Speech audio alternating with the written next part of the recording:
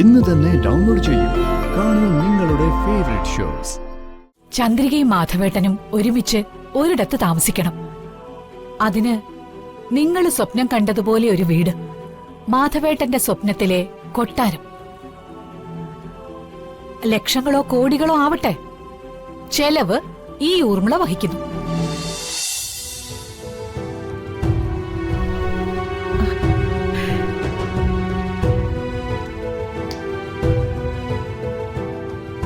ഊർമിളെ,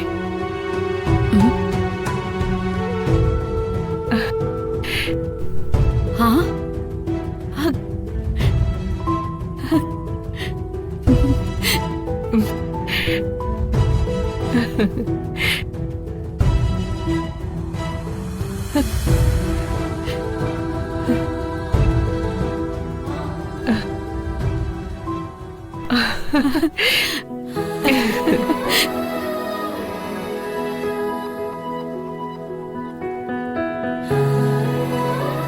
ചന്ദ്രിയെ,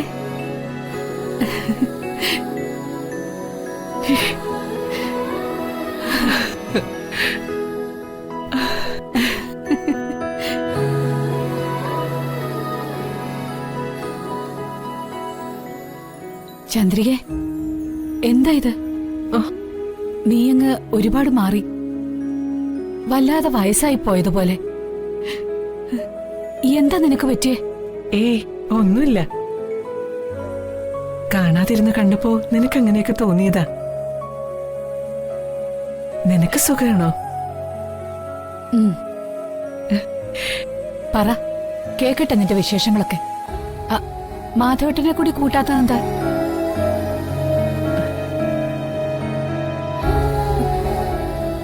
എന്താ ചന്ദ്രിയെ? വിശേഷങ്ങൾ പറഞ്ഞു തുടങ്ങിയ ഒത്തിരി പറയാനുണ്ട്. വയസ്സുകാലത്ത് എന്നെയും മാധവേട്ടനെയും മക്കള് വീതം വെച്ചെടുത്തിരിക്കുക. മനസ്സിലായില്ല. രണ്ടാൺമക്കൾ എന്നെയും മാധവേട്ടനെയും പകത്തെടുത്തോന്ന്. മാധവേട്ടൻ എന്ന ഭാരം മൂത്തമോൻ പ്രകാശും, ചന്ദ്രിക എന്ന ഭാരം ഇളയവൻ മനോജും ചുമക്കുന്നു. ചന്ദ്രികെ, എന്റെ മാധവേട്ടന്റെ ശരീരം അവർക്ക് പിരിക്കാൻ പറ്റും, പക്ഷെ മനസ്സ് പിരിക്കാൻ കഴിയില്ലല്ലോ.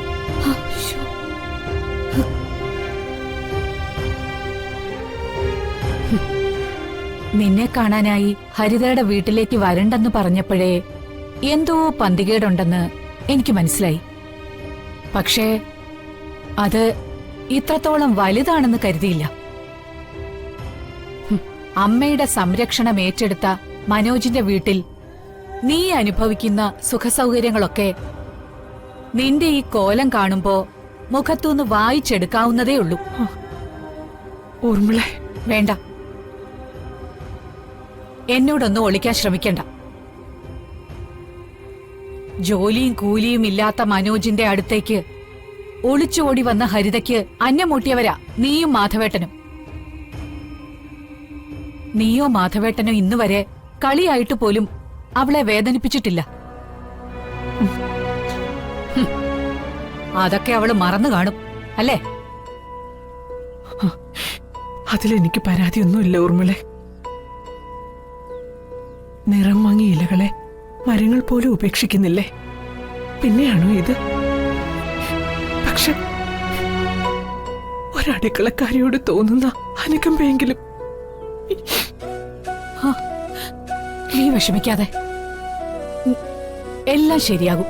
ശരിയാകാതെ എവിടെ പോവാനാ? വീട് പണിയൊക്കെ എവിടെ വരെയായി?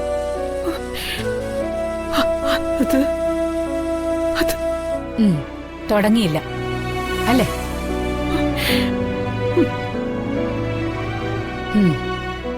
ഞാൻ തന്ന പണവും ആൺമക്കൾക്ക് വീതം വെച്ചു കൊടുത്തോ?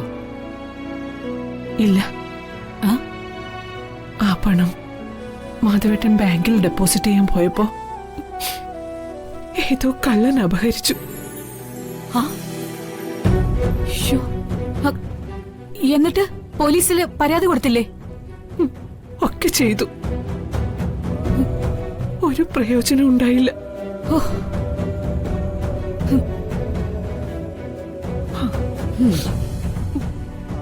ദാനം കിട്ടിയതുപോലും അനുഭവിക്കാൻ വിധിയില്ലാത്തവരുടെ കാര്യം പറഞ്ഞിട്ട് എന്ത് ഫലം?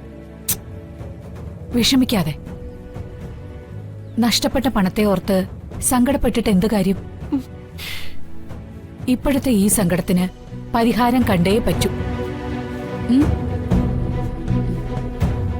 പരസ്പരം അകന്നു കഴിയേണ്ടവരല്ല മാധവനും ചന്ദ്രികയും.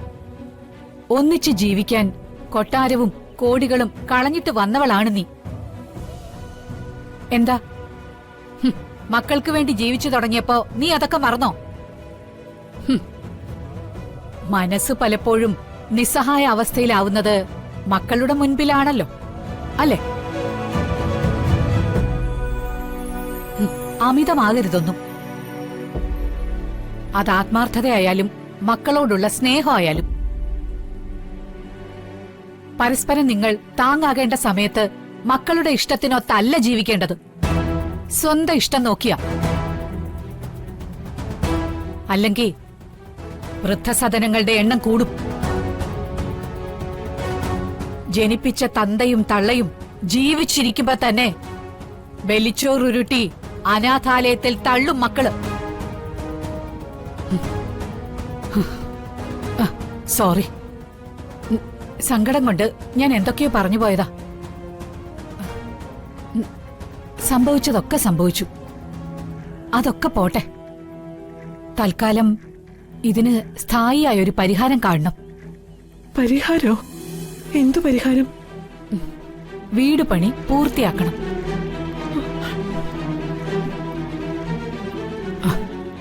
ചന്ദ്രിക, എന്താ ആലോചിക്കുന്നേ? പണം എവിടുന്നാന്നല്ലേ? ഞാൻ തരും.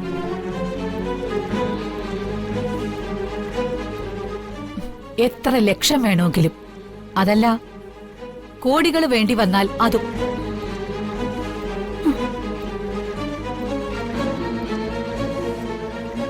നിന്റെ ഈ കണ്ണിലെ നിസ്സഹായത കാണുമ്പോ എന്റെ നെഞ്ചിലുണ്ടാകുന്ന പിടച്ചിലുണ്ടല്ലോ, അത്രത്തോളം വരില്ല ഒന്നും.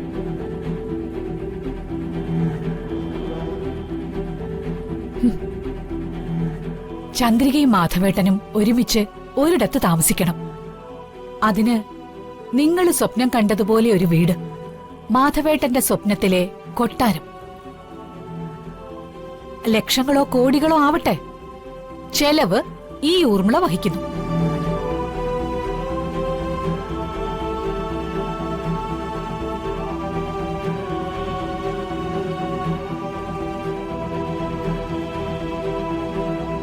മാനത്തെ കൊട്ടാരം